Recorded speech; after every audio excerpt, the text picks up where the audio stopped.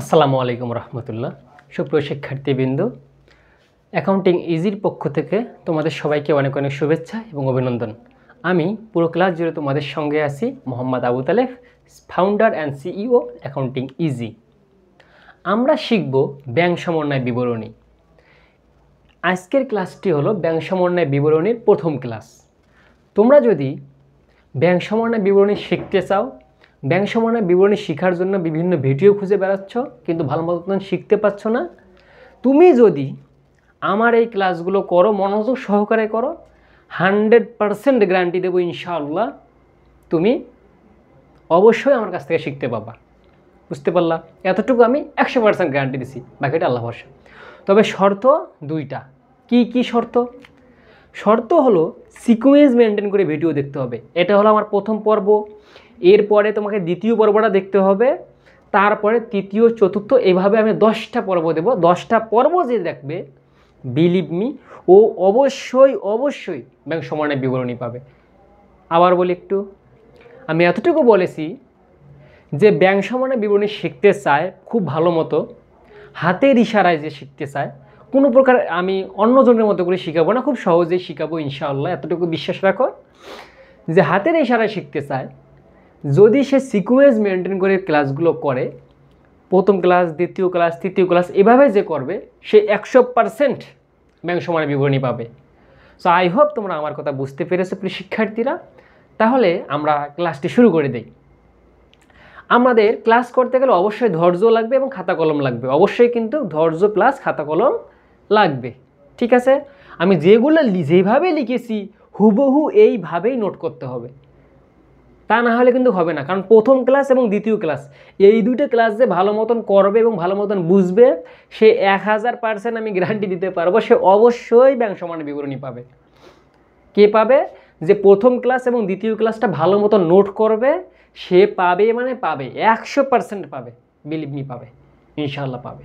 ঠিক আছে, তাহলে ক্লাসটা শুরু করে দেই। আমরা আসি ব্যাংক সমন্বয় বিবরণীর প্রথম ক্লাসে।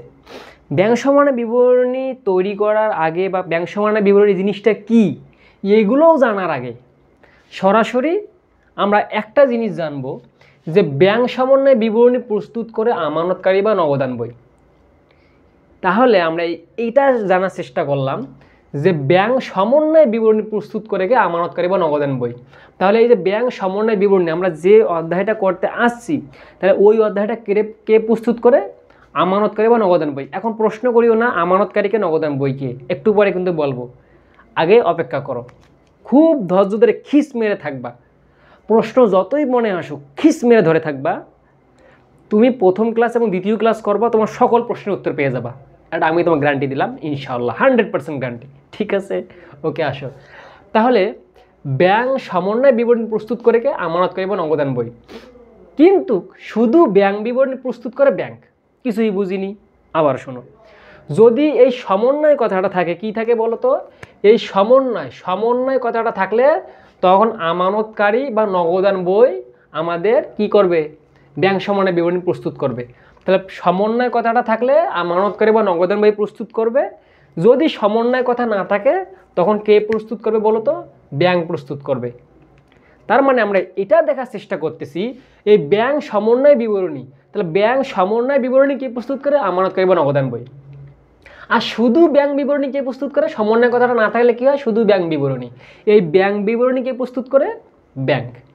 ব্যাংকের আরেকটা নাম আছে পাস বই, একটু পরে আমরা জানবো। তার আগে দেখো, এই দুটো লাইন যদি বুঝো, এখান থেকে প্রশ্ন আসবে, তোমাকে উত্তর করতে হবে। এরপর দেখো, ব্যাংক সমন্বয় বিবরণী প্রস্তুত করা হয় পূর্ণ প্রকাশ নীতি অনুযায়ী।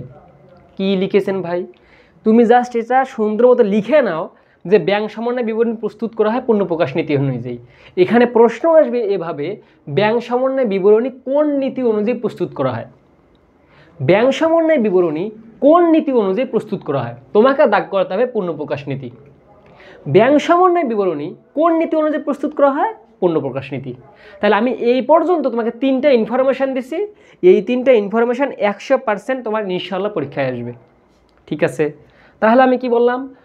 ব্যাংক সমন্বয় বিবরণী প্রস্তুত করা হয় পূর্ণ প্রকাশ নীতি অনুযায়ী। এই 3টে নোট অবশ্যই করতে হবে। এবার দেখো, আমরা একটা রিলেশন দেখব। একটা রিলেশন দেখব। এই সম্পর্কটা যদি তোমরা মনে রাখতে না পারো তখন সমস্যা। তাহলে এই তিনটি যদি সুন্দর মতো তোমার লেখা হয়ে থাকে, এবার এক কাজ করো, এই রিলেশন এইভাবে লিখে এইভাবে একটা গোল চিহ্ন দাও খাতায়, ঠিক আছে? গোল চিহ্ন দিবা। এরপর নিচে লিখবা চেক জমা দিতে পারে দুইজন। নিচে লিখবা চেক জমা দিতে পারে দুইজন।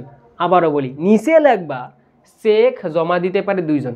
নিচে লিখবা চেক জমা দিতে পারে দুইজন। ভাই ভুল করবা, এখানে ভুল করবা, এই কারণে বারবার বলতেছি, এগুলো মনে থাকে না। চেক জমা দিতে পারে দুইজন, চেক জমা দিতে পারে দুইজন, চেক জমা দিতে পারে দুইজন, ঠিক আছে? তাহলে চেক যদি দুইজন জমা দিতে পারে, কে কে জমা দিতে পারে? এক, নগদান বই, দুই, দেনাদার। তাহলে আমরা কি দেখলাম? যে চেক জমা দিতে পারে দুইজন, একটা হলো নগদান বই আর একটা হলো দেনাদার। এখন এখানে বিষয়টা দাঁড়াচ্ছে, ভাই চেক জমা দেওয়া জিনিসটা কি? চেক জমা দেওয়া জিনিসটা কি? আসো, চেক জমা দেওয়া জিনিসটা হচ্ছে, একটু মনোযোগ দাও, চেক জমা দেওয়া জিনিসটা একটু পরে বোঝাই, তারপর একটা দেখো, তাহলে বুঝবা। চেক ইস্যু করতে পারে একজন। আবারও বলি, চেক জমা দিতে পারে কয়জন? দুইজন। চেক জমা দিতে পারে দুইজন, একটা নগদান বই একটা দেনাদার। ভাই নগদান বই মানে কি? এই যে নগদান বইয়ের আর এক নাম কিন্তু আমানতকারীর বই। আর তাহার মানে আমানতকারী বা নগদান বই আমাদের মানে চেক জমা দিতে পারে। আমানতকারী, নগদান বই এবং দেনাদার চেক জমা দিতে পারে। তোমরা জাস্ট মনে রাখো, নগদান বই এবং দেনাদার এই দুইজন চেক জমা দিতে পারে। শুধু যদি চেক জমার কথা বলে তখন নগদান বই আসবে। এগুলো কিন্তু আমি তোমাকে ওই ম্যাথে গিয়ে বোঝাবো, তুমি জাস্ট এইভাবে নোট করে নাও। শুধু চেকের কথা বলে নগদান বই আসবে, এগুলো কিন্তু এখনও বলি নেই। তাহলে কি বললাম? চেক জমা দিতে পারে কয়জন? দুইজন। কে কে? একটা নগদান বই একটা দেনাদার। শুধু চেক জমার কথা বললে তখন নগদান বই প্রাধান্য পাবে, ঠিক আছে ভাই? ঠিক আছে, এবার আসো, চেক ইস্যু করতে পারে একজন। চেক ইস্যু করতে পারে একজন, কে সেটা? নগদান বই। চেক ইস্যু করার একমাত্র পাওয়ার কার? চেক ইস্যু করার একমাত্র পাওয়ার হলো নগদান বইয়ের। আর নগদান বইয়ের মানে নগদান বই ইস্যু করার একমাত্র পাওয়ার নগদান বইয়ের। চেক ইস্যু করার একমাত্র পাওয়ার কার? নগদান বইয়ের। ইস্যু করা হয় কাকে? পাওনাদারকে। ইস্যু করা হয় কাকে? পাওনাদারকে। তাহলে এই যে আমরা চেকটা ইস্যু করব, কাকে ইস্যু করব? পাওনাদারকে ইস্যু করব। চেকটা ইস্যু করতে পারে কে? নগদান বই। দেখো ভাই, এটা কিন্তু আমাদের জমা ছিল, জমা দিতে পারে দুইজন, কিন্তু ইস্যু করতে পারে কয়জন? একজন। এখানে ভুল করবা, এই অংশটাতে ভুল করবা। জমা দেওয়ার পাওয়ার কয়জন? দুইজন। ইস্যু করতে পারে কয়জন? একজন, ঠিক আছে? আশা রাখতেছি তুমি বুঝে গেছো যে আমি তোমাকে কী বুঝাইছি। যে ইস্যু করতে পারবে একজন, তুমিই তো ইস্যু করবা, ইস্যু করার দায়িত্ব তোমার। মানে ইস্যু করতে পারবে একজন আর জমা দিতে পারবে দুইজন। যদি বুঝে যাও, এবার আসো। এখন তোমার মানে প্রশ্ন, ভাই জমা দেওয়া কি ইস্যু করা কি? জমা দেওয়া কি ইস্যু করা কি? এই প্রশ্নটা চেপে রাখো, খিস মেরে ধরে রাখো। তার আগে দেখো, আমরা এই যে নিচে এখন যাব না, হ্যাঁ নিচে একটু পরে যাব, তার আগে একটু এদিকে আসি, একটু এদিকে আসি। দেখো, আমরা এখানে সমন্বয় লিখেছি এবং এখানে দুটো কথা লিখেছি। এখানে সমন্বয় লিখেছি, এখানে দুটো কথা লিখেছি। ভাই এগুলো আবার কি লিখছেন? মনোযোগ দাও, খুব মনোযোগ দাও, সর্বোচ্চ লেভেলে এবার মনোযোগ দেওয়া, একদম সর্বোচ্চ মনোযোগ চাই, ঠিক আছে? দেখো, এই যে আমরা ব্যাংক সমন্বয় বিবরণীটা যে আমরা প্রস্তুত করি, কেন করি? তোমার মানে প্রশ্ন, ভাইয়া ব্যাংক সমন্বয় বিবরণীটা আমরা কেন প্রস্তুত করি? এই কারণে প্রস্তুত করি, এই যে নগদান বই, নগদান বই একটা কাজ করবে, সেটা ব্যাংক জানে না, ব্যাংক একটা কাজ করবে, নগদান বই জানে না। ভাই কি বললেন? বুঝি না, বোঝার দরকার নেই, আগে আমার কথা শোনো। নগদান বই একটা কাজ করবে, ব্যাংক জানবে না, ব্যাংক একটা কাজ করবে, নগদান বই জানবে না। তাহলে এই যে সমস্যাটা সৃষ্টি হবে, এই সমস্যাটা সৃষ্টি হওয়ার জন্যই আমরা ব্যাংক সমন্বয় বিবরণী প্রস্তুত করি। এই সমস্যা সমাধান করবো আমরা কিভাবে? ব্যাংক সমন্বয় বিবরণীর মাধ্যমে। তাহলে এই যে আমাদের একটা ব্যালেন্সিংয়ের বিষয়, তুমি একটা কাজ করছো আমি জানি না, আমি একটা কাজ করছি তুমি জানো না, তাহলে আমি তুমিকে মানে নগদান বই একটা কাজ করবে, ব্যাংক জানে না, ব্যাংক একটা কাজ করছে, নগদান বই জানে না।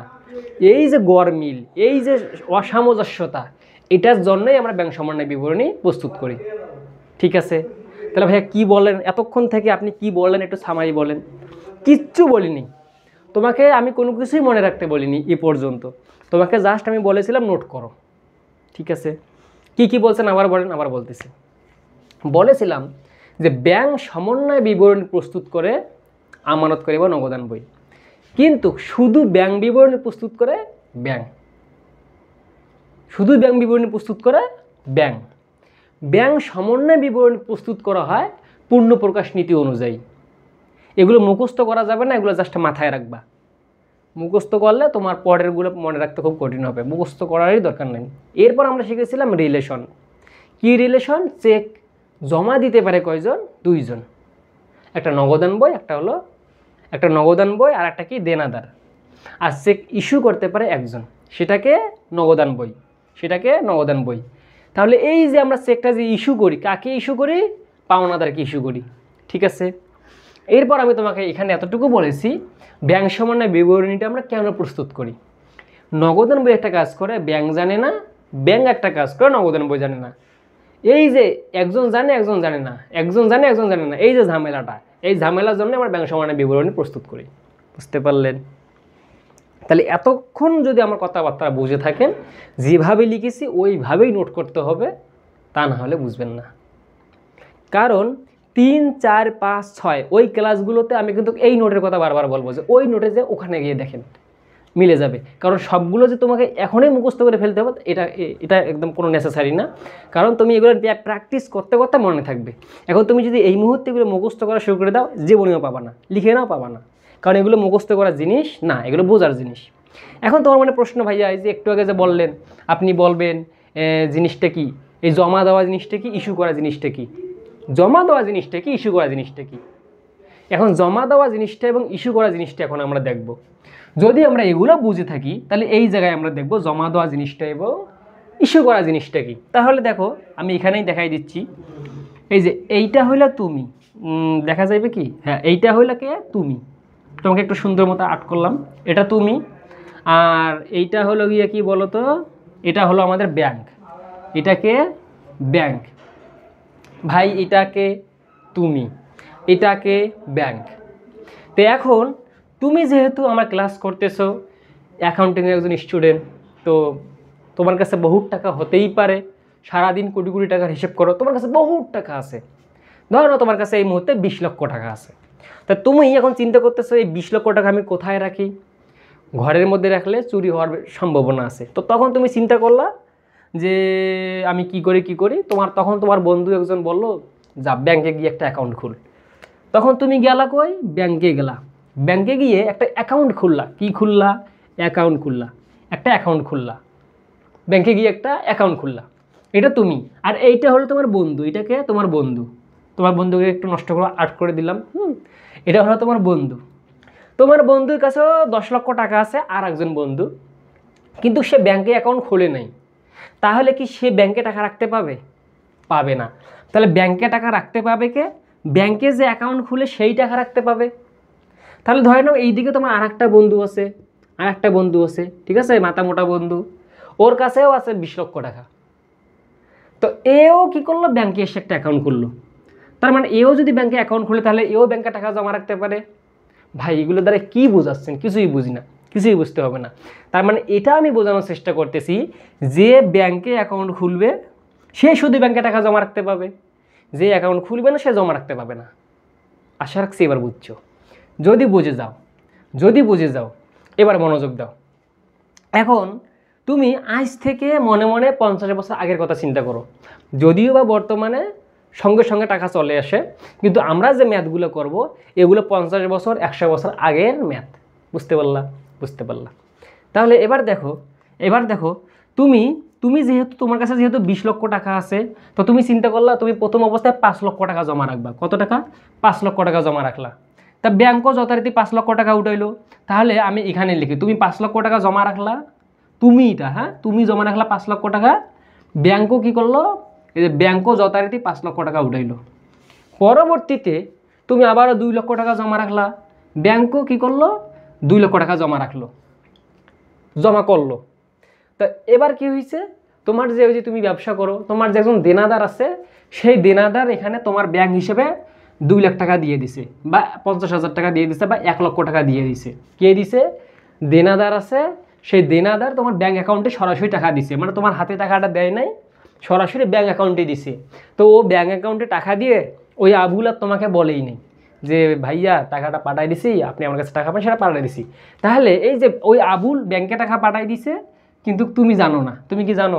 ও তো ওই আবুল তো তোমাকে ফোন দিয়ে বলেন নাই। যেহেতু বলে নাই তাহলে দেখো তো টাকার একটা গরমিল হয়েছে কিনা। 5 2 7 আর একে 8, 5 2 7, তার মানে এই দিকে আসে 8 লক্ষ টাকা, এখানে আসে 7 লক্ষ টাকা। তাহলে এই যে ঝামেলা বাদে গেল না, যে হায় হায় ব্যাংকে কেন আমার 8 লক্ষ টাকা, আমার কাছে 7 লক্ষ, এই যে একটা ঝামেলা। এই যে ঝামেলাটা কীভাবে নিরসন করব? ব্যাংক সমন্বয় বিবরণীর মাধ্যমে। বুঝতে পারলেন? ব্যাংক সমন্বয় বিবরণীর মাধ্যমে। এবার প্রশ্ন আসে, ভাইয়া আপনি বোঝানো শুরু করলেন জমা এবং ইস্যু, গেলেন কোথায়? মনোযোগ দাও, সর্বোচ্চ মনোযোগ দাও। এবার কিন্তু খেলা, এবার কিন্তু খেলা। এবার দেখো, তাহলে তুমি যখন ব্যাংকে টাকাটা দিলা, তাহলে ব্যাংকে টাকা দিলে কি হয়? ব্যাংকে মানুষ কী করে? টাকা কি জমা রাখে না? তুমি 50,000 টাকা ব্যাংকে রাখলা। ব্যাংকে রাখা মানে কি? ব্যাংকে জমা করা। তার মানে কি? ব্যাংকে তুমি জমা করলা। তার মানে তুমি যদি ব্যাংকে জমা দাও, তুমি যদি ব্যাংকে টাকা রাখো, সেটাও জমা। অথবা তোমার অ্যাকাউন্টেই যদি দেনাদার রাখে, তোমার অ্যাকাউন্টেই যদি কে রাখে বলো তো? এই যে দেনাদার যে আছে, ধরে নাও এ তোমার দেনাদার, বা এখানে আরেকটা অঙ্কন করি, এ হলো তোমার দেনাদার। এই দেনাদার তোমার অ্যাকাউন্টে 50,000 টাকা ঢুকাই দিছে। তাহলে কি হবে? তোমার অ্যাকাউন্টেই তো ঢুকছে, তার মানে ওটাও আমাদের কি হবে? জমা হবে। বুঝি নাই? কিছু বুঝি না, বুঝাচ্ছি। দেখো, এটা তোমার ব্যাংক, তোমার একটা নিজস্ব অ্যাকাউন্ট আছে না, যে তুমি অ্যাকাউন্ট খুলছিলা, তোমার নিজস্ব একটা অ্যাকাউন্ট আছে। যেহেতু নিজস্ব অ্যাকাউন্ট আছে, তার মানে তোমার অ্যাকাউন্টে তুমি টাকা জমা রাখতে পাবা, অথবা অথবা এখানে দেনাদার আছে, সেই দেনাদার তোমার অ্যাকাউন্টে টাকাটা জমা দিতে পাবে, তোমার অ্যাকাউন্টে টাকাটা জমা দিতে পাবে। ওই যে তোমার আবুল বন্ধু, এও কিন্তু মাথা মোটা বন্ধুও কিন্তু অ্যাকাউন্ট খুলছিল। এখন বলো তো, টাকাটা যদি জমা রাখে, তোমার অ্যাকাউন্টে যদি টাকা পাঠিয়ে দেয়, যেমন কি এর অ্যাকাউন্টে যাবে? যাবে না, কিন্তু গোল পাকা যাবে না। তার মানে তোমার অ্যাকাউন্ট নাম্বার দিয়ে যদি সে টাকাটা দেয়, তাহলে কিন্তু তোমার অ্যাকাউন্টেই টাকাটা জমা হবে।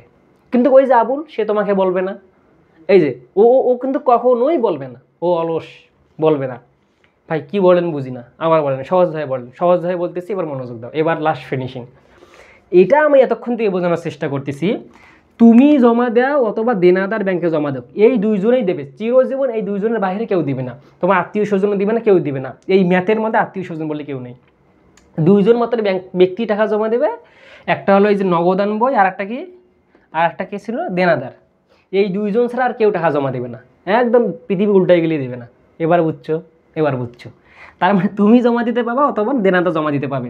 এখন কীভাবে দেয় সেটা আমরা শিখবো একটু পরে। তার মানে আমরা এতটুকু বোঝার চেষ্টা করতেছি, ব্যাংকে টাকা রাখলে সেটা জমা দেওয়া হয়, হয় তুমি জমা দেবে, অথবা কে জমা দেবে? দেনাদার জমা দেবে। বুঝলা? এবার দেখো, জমা জিনিসটা তো বুঝলা। এবার আর একটা কথা এখানে আছে, ইস্যু জিনিসটা কি? ভাই বুঝান, ইস্যু জিনিসকে তাড়াতাড়ি বুঝান, আমার আর ধৈর্য হয় না। ওয়েট। ইস্যু জিনিসটা হলো, দেখো আমরা বলি না যে, বললাম তো তোমার একটা অ্যাকাউন্ট আছে, সেই অ্যাকাউন্টে যে টাকাগুলো জমা রাখছিলা, 8 লক্ষ টাকা জমা রাখছিলা। তো তুমি কি করলা? তোমার কাছে তোমার একজন খরিদ্দার টাকা পায় 2 লক্ষ বা 3 লক্ষ টাকা পায়। হ্যাঁ, তুমি তো তার কাছ থেকে ধারে মাল ক্রয় করেছিলা, এই কারণে সে তোমার কাছে 3 লক্ষ টাকা পায়। টাকা দাও নাই। তাহলে এখন তোমার কাছে টাকা পায়, তখন তুমি কি করলা? 3 লক্ষ টাকা তো অনেক টাকা ভাই, এগুলো কি হাতে মানে ক্যাশে দেওয়া সম্ভব না। তুমি তো চিন্তা করলা যে না, তোরা আমি ব্যাংক থেকে দেবো। কোন জায়গা থেকে দেবো? ব্যাংক থেকে দেবো। তো তখন তুমি কি করলা? একটা চেক, অবশ্যই তারা তোমাকে চেক দেবে। সেই চেকে তুমি সাইন টাইন করে সুন্দর মতো দিয়ে দিলা বন্ধু, বা ওই দোকানদারকে দিলা, তুই টাকাটা উঠাই নিস ব্যাংকে গিয়ে, এই 3 লক্ষ টাকা গিয়ে ব্যাংকে উঠাই নিস। তাহলে এই যে তুমি যে সাইন টাইন করে তাকে চেকটা দিলা, তার মানে এই চেকটা দেওয়া মানে ইস্যু করা। তার মানে ভাইয়া ইস্যু করা মানে কি? চেক দিয়ে দেওয়া। ইস্যু করা মানে কি? টাকা কমে যাওয়া। বুঝতে পারলেন? বুঝি নাই ভাই, আবার বলেন। আরে এই মাথা নিয়ে থাকলে হবে? খুব কনসেন্ট্রেশন দিতে হবে। আমি বলেছি প্রথম 2টা ক্লাস, যে বেশি কনসেন্ট্রেশন বেশি দিবে সে তত বেশি ভালো বুঝবে। আবার শুনেন, ইস্যুটা আবার বুঝাই। আমার কাছে ধরে নাও ভাই 10 লক্ষ টাকা আছে, আমি এই দিকের একজনের কাছ থেকে, আমার একটা বন্ধুর কাছ থেকে আমি 5 লক্ষ টাকার জিনিস বাকিতে কিনে আনছি। তো এখন আমার কাছে টাকা পাবে। তা আমি চিন্তা করলাম যে আমি ওরে কিসের মাধ্যমে দেবো? চেকের মাধ্যমে দেবো। তাহলে এই যে চেকের মাধ্যমে যে সইটি করে টাকা আমি দিয়ে দিলাম টাকাটা, তাহলে এই যে চেকের মাধ্যমে যে আমি টাকাটা দিলাম, এটাকে বলা হয় ইস্যু। তাহলে চেক ইস্যু বিষয়টা কি বুঝতে পারছো? তাহলে কোনো কিছু আমার দিয়ে দেওয়া, ইস্যু মানে কি? দিয়ে দেওয়া, সহজ ভাষায়। তার মানে যদি আমরা ইস্যু করি, তাহলে এখানে কি ইস্যু করবে? টাকাটা আমরা দিয়ে দেবো। তাহলে ইস্যুটা করতে পাবে কে? নগদান বই। এখন ভাইয়া ইস্যু কিন্তু তুমিই করতে পাবা। এই যে ধরে নাও তুমি যে একটা অ্যাকাউন্ট খুললা, তুমি একটা অ্যাকাউন্ট খুলছিলে না, খুব মনোযোগ দাও, সর্বোচ্চ মনোযোগ চাই। এটা তো তুমি, তুমি একটা অ্যাকাউন্ট খুলছিলা, তুমিও ব্যাংকে টাকা জমা রাখতে পারো, দেনাদারও ব্যাংকে টাকা জমা রাখতে পারে। এখন ইস্যুর ক্ষেত্রে এসে কী হলো, ইস্যু কিন্তু শুধু তুমিই করতে পাবা। আমি এখানে লিখেছিলাম ইস্যু করতে পারে মাত্র একজন। দেখো ইস্যু মানে কি, ইস্যু মানে জানি কি, ওই যে তুমি তোমার বন্ধুকে 3 লক্ষ টাকা দিয়ে দিছিলা, আমি আমার বন্ধুকে 3 লক্ষ টাকা দিয়ে দিলাম, যেটা কেমনে দিলাম বলো তো, আমি তো ইস্যু করে দিলাম। তাহলে ইস্যু করতে পারে কে? একজন। কে পারে? যার অ্যাকাউন্ট সে পাবে। ধরে নাও এটা তোমার অ্যাকাউন্ট, এই যে অ্যাকাউন্টটা যে তুমি খুলছিলা এটা তোমার অ্যাকাউন্ট ছিল, এই তোমার অ্যাকাউন্টের সাইন মানে তোমার যে সাইনটা আছে এই বেড়া আরও যদি 10-20টা আসে, ওরা কি ওই সাইন দিতে পাবে? তাহলে ভাই ব্যাংক তো সিকিউরিটি হইতো না। তোমার সাইনটা যদি অন্য কেউ দিতে পাইতো তাহলে কি হইতো বলো তো, তারা কিন্তু সব টাকা নিয়ে নিত। এই কারণে কি, এই কারণে তোমার সাইন তোমাকেই দিতে হবে, তোমার চেক তোমাকেই প্রস্তুত করতে হবে, তোমার চেকটা অন্য কেউ প্রস্তুত করবে না। ভাই বুঝি না ভাই, এতটুকু বোঝানোর চেষ্টা করতেছি। তুমি যখন অন্য কাউকে টাকা দিয়ে দিচ্ছ, এই টাকাটা দিয়ে দেওয়ার সময় তুমি ছাড়া আর কেউ দিয়ে দিতে পারবে না, আর যে দিয়ে দাও এটার ইস্যু বলে, বুঝলা? তার মানে ভাইয়া চেক ইস্যু করতে পারে একজন। কে পারে? নগদান বই। তার মানে নগদান বইটাকে একটু পরে বলবো, তার আগে দেখো তাহলে চেক ইস্যু করতে পারে কয়জন? একজন। কে? নগদান বই। তাহলে ইস্যু করা হয় কাকে? পাওনাদারকে। তার মানে আমাদের এর বাইরে চিন্তা ভাবনা না করলেও চলবে, সবই বুঝবা। তাহলে চেক ইস্যু করে কয়জন? একজন। কে? নগদান বই। নগদান বই কি একটু পরে বলবো। তারপর দেখো, তারপর কি আমি যেটা বলছিলাম, জমা দিতে পারে 2 জন, একটা নগদান বই, একটা হলো দেনাদার। ঠিক আছে, যদি এতটুকু বুঝো, এবার আর একটা গুরুত্বপূর্ণ কথা বলবো। সেটা হচ্ছে যে ভাইয়া, যে এখানে নগদান বই জিনিসটা কি, আর এই যে এখানে ব্যাংক লিখছিলেন, সে ব্যাংক বই জিনিসটা কি, এই জিনিসটা শেখার আগে তোমাকে আর একটা জিনিস শিখতে হবে, আর 4টা জিনিস শিখতে হবে। এই 4টা জিনিস মানে লিখে নেওয়া ফরজে আইন, একদম ফরজ কাজ। মানে এই 4টা কথা তুমি যদি লিখে না নাও, তোমার লাইফে তুমি যেখানেই কি বলে এই ব্যাংক সমানের বিবরণী শিখো, জীবনেও কেউ শিখাতে পাবে না। তার মানে ব্যাংক সমানের বিবরণী তুমি যদি শিখতে চাও, এই 4টা জিনিস ফরজ মানে তো বুঝি বাধ্যতামূলক, যেমন নামাজ পড়া ফরজ কাজ, এরকম আছে না, সেরকম নামাজ পড়াটা একদম ফরজ, সেরকম এই 4টা জিনিস জানা একদম ফরজ। কি ভাই 4টা জিনিস তাড়াতাড়ি বলেন, আমার আর ধৈর্য সয় না, আপনার ওইটা তাড়াতাড়ি লিখে নেব ওই 4টা জিনিস। এখন তার আগে একটা কথা বলি, আমি এগুলো যতক্ষণ থেকে বলেছি আশা রাখছি তোমার 100% ক্লিয়ার হয়েছে, এবং 100% আমি যেভাবে লিখেছি ওইভাবেই লিখে নিয়েছো। তুমি যদি এইভাবে লিখে থাকো, আমি তোমাকে কথা দিলাম ইনশাআল্লাহ আমি তোমাকে ব্যাংক সমানের বিবরণী বুঝিয়ে ছাড়বো। শর্ত হলো প্রথম ক্লাস দেখার পর দ্বিতীয় ক্লাস দেখতে হবে, আগে দ্বিতীয় ক্লাস পরে প্রথম ক্লাস, এই যে এটা বুঝবা। ঠিক আছে? ওকে, আসো তাহলে আমরা ফরজ কাজ 4টা এবার দেখব। নগদান বই বা বুক ব্যালেন্স বা ক্যাশ বুক অনুযায়ী ব্যাংক জমা উদ্বৃত্ত, বোঝা লাগবে না, তুমি জাস্ট লিখে নাও। নগদান বই, বুক ব্যালেন্স বা ক্যাশ বুক অনুযায়ী ব্যাংক জমা উদ্বৃত্ত লিখে নিছো। এই পাশে এইভাবে সমান সমান দিয়ে লিখবা ব্যাংক। কি লিখবা? ব্যাংক লিখবা। কি লিখবা? ব্যাংক লিখবা। আবার দেখো এটা মানে কি বলো তো, এই যে নগদান বই, আবার বুক ব্যালেন্স মানে এই যে বুক ব্যালেন্স, তারপর কি ক্যাশ বুক অনুযায়ী ব্যাংক জমা। কি আছে এটা? এবার কিন্তু কারো উদ্বৃত্ত নাই, কি আছে? অতিরিক্ত আছে। কি আছে? অতিরিক্ত আছে। তখন কি হবে? এখানে সমান সমান দিয়ে লিখবে নগদ। ভাই কি বুঝি না, তোমাকে বুঝতে হবে না, জাস্ট লিখে নাও। নগদান বই, ব্যাংক বুক ব্যালেন্স, ক্যাশ বুক অনুযায়ী ব্যাংক জমার উদ্বৃত্ত, যদি উদ্বৃত্ত থাকে তখন ব্যাংক, যদি অতিরিক্ত কথাটা থাকে তখন নগদ। ঠিক আছে, এবার আসো কি আছে? ব্যাংক বা পাসবই অনুযায়ী ব্যাংক জমা। তার মানে ব্যাংক বা পাসবই অনুযায়ী ব্যাংক জমা মানে কি, এখানে লিখে রাখো নগদ সমান সমান নগদ। আবার দেখো ব্যাংক বা পাসবই অনুযায়ী ব্যাংক জমা কি আছে? এই যে অতিরিক্ত কথা যুক্ত আছে, তার মানে এটা আবার কি হবে? ব্যাংক। এখন বিষয়টা হলো আমি যেভাবে এই 4টা লিখেছি, এটা লিখার পর শেষে সমান সমান ব্যাংক, এটা লিখার পর শেষে সমান সমান নগদ, এভাবেই লিখতে হবে, তা নাহলে পাবা না। ঠিক আছে, তা নাহলে পাবা না। তাহলে এইভাবে যদি তুমি লিখো সুন্দর মতো, এখানে কিন্তু দেখো একটা আছে উদ্বৃত্ত, একটা অতিরিক্ত, একটা কি ব্যাংক জমা, বা এখানে উদ্বৃত্ত হবে ব্যাংক জমা, উদ্বৃত্ত বা ব্যাংক জমা সেম কথা। যেমন এখানে লেখা আছে না যে ক্যাশ বুক অনুযায়ী ব্যাংক জমা উদ্বৃত্ত, যদি উদ্বৃত্ত না থাকে তার মানে ওটা অটোমেটিক ধরে নিতে হবে ওটা উদ্বৃত্ত। আমরা আস্তে আস্তে শিখবো, ধৈর্য ধরো, ঠিক আছে। কিন্তু অতিরিক্তটা অবশ্যই লেখা থাকতে হবে, অতিরিক্ত অবশ্যই লেখা থাকতে হবে। ভাই এগুলো কি বুঝাইলেন মাথায় ঢোকে না, মাথায় ঢোকে না, কি বলেন এগুলা, সুন্দর মতো লিখে নাও, তোমাকে টেনশন করতে হবে না, আমি তোমার মাথায় ঢুকায় দেবো। তাহলে ভাইয়া এই চারটা জিনিস যদি লেখা হয়ে যায়, আমাকে এবার বুঝতে হবে ভাই এখন ব্যাংক জিনিসটা কি, নগদ জিনিসটা কি, আবার নগদ জিনিসটা কি, আবার ব্যাংক জিনিসটা কি, এগুলো তো মাথায় ঢোকে না, এগুলো আবার কি জিনিস, হায় হায় এগুলা কি জিনিস। আবার এখানে লিখছেন নগদান বই জিনিসটা কি, এই নগদান বই জিনিসটা কি, বুক ব্যালেন্স জিনিসটা কি, ক্যাশ বুক জিনিস কি, এগুলো মাথায় ঢোকে না, এগুলো কি বললেন। ব্যাংক জিনিসটা কি, পাসবই জিনিসটা কি, এগুলো মাথায় ঢোকে না, বুঝাই দেন। বুঝাই দিচ্ছি, খুব মনোযোগ দিতে হবে, একদম 100%-এর উপর মনোযোগ দিতে হবে, তা না হলে বুঝবা না, এত কঠিন টপিক বোঝানো মুশকিল মনোযোগ না থাকলে, ঠিক আছে।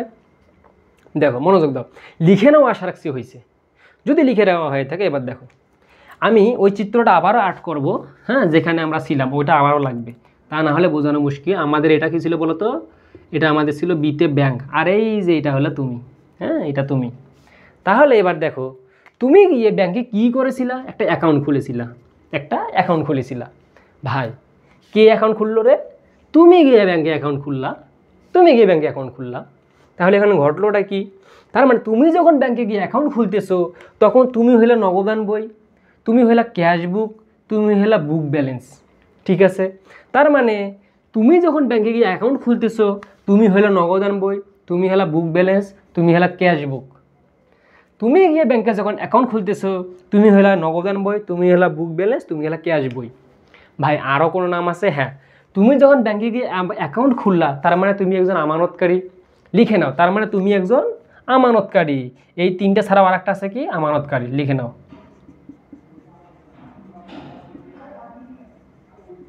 আমানতকারী, ঠিক আছে।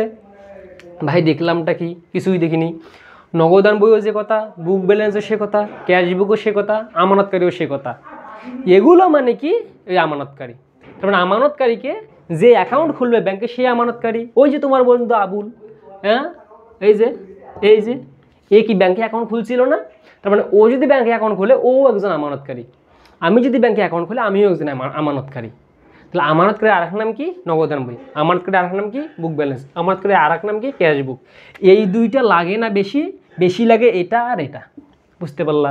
এবার আসো, তার মানে এবার তুমি নগদান বইও বুঝলা, আমানতকারীও বুঝলা। আমানতকারী বুঝলা না, যে ব্যাংকে অ্যাকাউন্ট খুলে সেই আমানতকারী। তাহলে আমি যদি ব্যাংকে যে একটা অ্যাকাউন্ট খুলি তাহলে কী হবে সেটা, আমি আমানতকারী। ধরে নাও এবার যে তোমার শত্রু, তোমার এটা ধরে নাও শত্রু, এ গিয়ে একটা ব্যাংকে অ্যাকাউন্ট করো, তাহলে এর নাম কী হবে রে, আমানতকারী।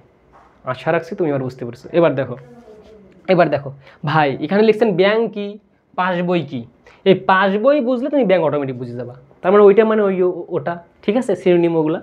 তার মানে পাসবই জিনিসটা হলো এই যে আমাদের একটু আগে যে নগদান বই লিখলাম, বুক ব্যালেন্স লিখলাম, ক্যাশ বুক লিখলাম, বা আমানতকারী লিখলাম, এগুলো মানে এগুলো সবগুলো মানে তো আমানতকারী। তার মানে এই আমানতকারীর কাছে একটা বই থাকবে, সেটা হলো নগদান বই। ভাই বুঝি নাই, গোলাই গেল, আউলে গেল। এবার দেখেন মনোযোগ দেন, এই যে ব্যাংক, হ্যাঁ এটা ব্যাংক, এটা তো তুমি, এই যে এটা তুমি, হ্যাঁ এটা তুমি। তো ঘটনা কি হইলো, তুমি যখন ব্যাংকে গিয়ে অ্যাকাউন্ট খুললা তো তখন কোনো সমস্যা নাই, ব্যাংক তোমাকে একটা কাজ করলো, শুধু অ্যাকাউন্ট খোলার পর তোমাকে একটা বই দিল, ব্যাংকের কাছে একটা বই রাখলো, তোমাকে একটা বই দিল, ব্যাংকের কাছে একটা বই রাখলো। ভাই কি বললেন, কারণ যদি বইটা না রাখে তাহলে ওরা হিসাবটা রাখবে কোথায়, হিসাব যেহেতু রাখতে হবে, টাকা পয়সা যেহেতু হিসাব রাখতে হবে, একটা থাকবে নগদান বই, একটা থাকবে পাস বই বা ব্যাংকের বই। তাহলে কি বললেন, এই যে আমরা যে এই যে একবার 5 লক্ষ টাকা জমা দিলাম, একবার 2 লক্ষ টাকা জমা দিলাম, এই যে 5 লক্ষ টাকা জমা দিলাম ব্যাংক লিখে রাখলো, 2 লক্ষ টাকা জমা দিলাম ব্যাংক লিখে রাখলো, এই 1 লক্ষ টাকা দেনাদার জমা দিল। তাহলে বলেন তো এই ব্যাংক এগুলো কোন বইয়ে লিখছে, যে বলতে পারবে সে ব্রিলিয়ান্ট। ব্যাংক এগুলো কোন বইয়ে লিখছে, এই যে পাস বইয়ে লিখছে বা ব্যাংক বইয়ে লিখছে। ব্যাংক বা পাস বই একই কথা, তাহলে ব্যাংক বই পাস বই একই কথা। তার মানে আমরা যখন টাকাটা জমা দেই ব্যাংক কোন হিসাবে লেখে, ব্যাংক বই বা পাস বইয়ে লিখে। ঠিক আছে।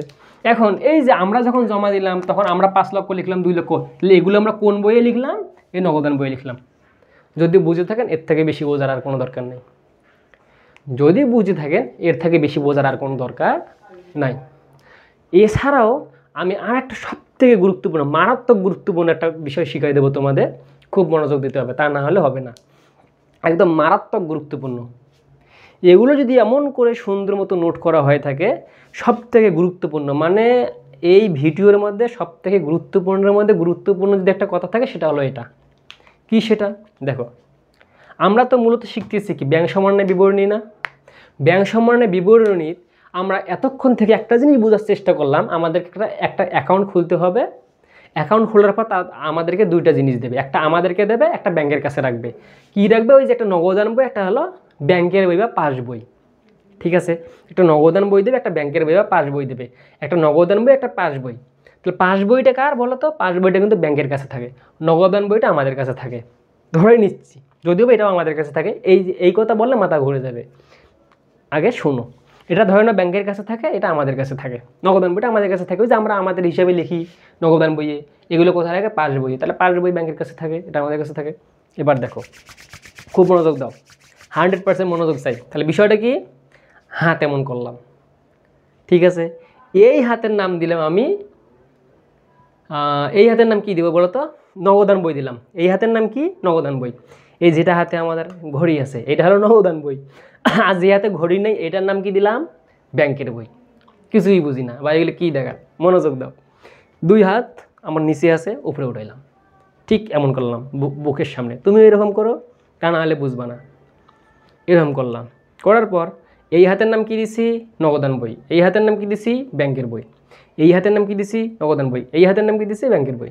এবার দেখো, আমি এই ব্যাংকের হাতটা একটু নিচে নামাইলাম, আবার দেখো ব্যাংকের হাতটা একটু নিচে নামাইলাম, আবার দেখো দুইটা হাত সমান, ব্যাংকের হাতটা একটু নিচে নামাইলাম, একটু নিচে নামাইলাম।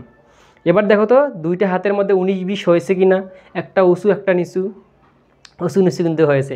এখন যদি আমি বলি তুমি ব্যাংকের বইয়ের সাথে মিলো, ব্যাংকের হাত কোনটা? যেটা নিচে গেছে ওটা ব্যাংকের হাত না? এখন যদি বলি ব্যাংকের হাতের সাথে মিলো, তাহলে কি করতে হবে বলো তো? এই হাতটা উপরে উঠাবো নাকি এই হাতটা নিচে নামাবো? হ্যাঁ, অবশ্যই এই নগদান হাত বইয়ের হাতটা নিচে নামাবো। আবার দেখো দুইটা হাত সমান, দুইটা হাত সমান। এবার আমার এই ব্যাংকের হাতটা উপরে চলে গেছে, কোনো একটা কারণে চলে গেছে। কেন গেছে ওটা আমি তোমাকে প্রশ্ন যখন সলভ করবো তখন বলবো। এই যে উপরে চলে গেছে, এবার আমি তোমাকে কী বললাম? যে ব্যাংকের হাতের সাথে মিলো, তাহলে এই নগদান বইয়ের হাতটা উপরে উঠে যাবে। ভাই বুঝি না, কী বললেন? আবারও দেখেন, 2 হাত সমান। এবার দেখো নগদান বইয়ের হাতটা উপরে উঠে গেছে। এবার আমি তোমাকে কি বললাম? নগদান বইয়ের হাতের সাথে মিলো, নগদান বইয়ের হাতের সাথে মিলো। তার মানে এই যে নগদান বই ঠিক থাকবে, ব্যাংকের বইটা উপরে উঠবে। ভাই বুঝি না, আবার বুঝেন। 2 হাত সমান, নগদান বইটা নিচে গেল, ব্যাংকের হাতটা এখানে আছে। তাহলে এবারে যদি আমি বলি যে নগদান বইয়ের সাথে মিলো, তাহলে এই হাতটা নিচে চলে যাবে, ঠিক আছে। তাহলে নগদানের সাথে মিলে গেল। আবার দেখেন 2 হাত সমান। এবার দেখো নগদান বই আবারও নিচে গেল। এবার আমি বললাম ব্যাংকের হাতের সাথে মিলো, তার মানে এইটা ব্যাংকের হাত, এই ব্যাংকের হাতের সাথে মিলতে হবে, এই হাতটা উপরে উঠাইতে হবে। তার মানে এতক্ষণ থেকে আমি বোঝানোর চেষ্টা করতেছি 2 হাতের মধ্যে যেটাই উপরে যাক আর নিচে যাক, যার সাথে মিলতে বলবে তাকে ঠিক রেখে অপোজিট হাতটা আমরা 19-20 করবো, ওঠানামা করব। ভাই কথাটা খুব কঠিন হয়ে গেল, আবার বলেন। 2 হাত সমান, ধরে নাও আমাদের কোনো কারণে এই ব্যাংকের হাতটা উপরে গেছে। এবার আমি যদি বলি যে নগদের সাথে মিলো, নগদের সাথে যার সাথে মিলতে হবে তাকে নড়াচড়া করা যাবে না। তার মানে আর একটা হাত বাকি আছে, যে এইটা হাত, এইটা হাত নিচে নামাই দেবো, হয়ে গেল। এই যে সমান সমান, সবসময় আমাদেরকে হাত সমান করতে হবে, হাত কিন্তু অসমান হয়ে যাবে। দেখো আপাতত সমান, ধরে নাও কোনো কারণে আমরা একটা ভুল করে ফেলছি, সেই কারণে আমাদের অ্যাকাউন্ট থেকে 5,000 টাকা কেটে নিছে। টাকা ব্যাংক থেকে কেটে নিলে কমে যায়, কমে গেলে নিচ পাশে চলে যায় মাইনাস, আর উপরে গেলে প্লাস। সমান টাকা ধরে নাও আমাদের অ্যাকাউন্ট থেকে, আমাদের নগদান বই থেকে 5,000 টাকা কমে গেছে, তাহলে যে আমাদের অ্যাকাউন্ট থেকে 5,000 টাকা কমে গেল নগদান বই থেকে। এখন এটা তো পাস বই, ব্যাংকের বই। এখন যদি বলি যে নগদান বইয়ের সাথে মিলো, যেহেতু নগদান বইয়ের সাথে মিলতে বলছি, নগদান বইকে, নগদান হাতকে নড়াচড়া করা যাবে না। কে নড়বে? এই যে ব্যাংকের বই নড়বে। অথবা যদি এমনও থাকে, যদি আমি বলি যে ব্যাংকের সাথে মিলো, তখন আর ব্যাংকে নড়াচড়া করার মতো বুদ্ধি নাই, এটাকে উপরে উঠাবো। আশা রাখছি বুঝতে পারছো। যদি না বুঝো, আমি যখন ম্যাথ সলভ করাবো তখন অটোমেটিক বুঝে যাবা। তাহলে সবথেকে কঠিন টপিক ছিল ওই যে এটা হাতের উঁচা নিচা, হ্যাঁ যদিও বা এটা খুব সহজ, কিন্তু পাবা না, ভুলে যাবা, 100% গ্যারান্টি। তার মানে এখন তোমার কাজ হলো ভাই সুন্দর মতো নোট করা এবং একটা খাতা তৈরি করা, যেখানে এখানে সুন্দর মতো এইভাবে হুবহু লেখা থাকবে। এবং এর পরের ভিডিওটা খুবই মনোযোগ সহকারে করা, কারণ এর পরের ভিডিওতে আমরা মারাত্মক কিছু কথা বলবো, যদিও বা ওটা অত বেশি ইম্পর্টেন্ট না। আমি যতটুকু দেখাইলাম এই যে এই 4টা পয়েন্ট একদম ফরজে আইন, এবং এই আইনের আলোকে কিন্তু আমি তোমাকে হাতেভাবে দেখাইলাম। ঠিক আছে, যদি বুঝে থাকেন তাহলে ইনশাআল্লাহ তুমি সবগুলা ম্যাপ পাবা, এতটুকু বিশ্বাস রাখতে পারো। তাহলে আজকের ক্লাসটি পর্যন্ত শেষ করে দিচ্ছি। ভালো থাকো, সুস্থ থাকো, আল্লাহ হাফেজ।